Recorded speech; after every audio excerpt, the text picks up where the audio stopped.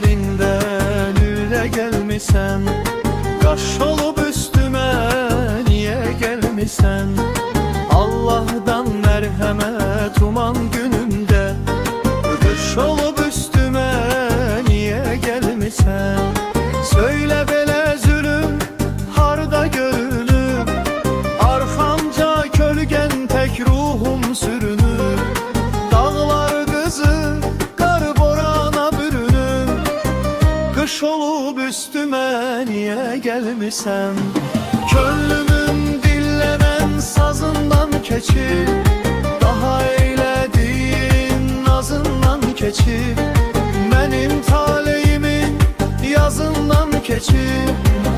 Kış olup üstüme niye gelmişsen? Gözünden yaş yağır, üzünden soyur. Görmedim bu dağlar kızından soyur. Yüreği dağların buzundan soyur. Kış olup üstüme niye gelmişsen?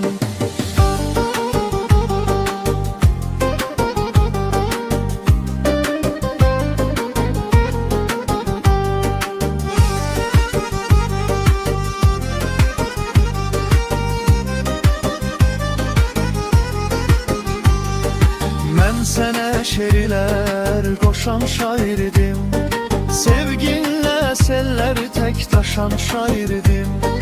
Bahardan zövq alıp coşan şairdim. Kış olup üstüme niye gelmişsen?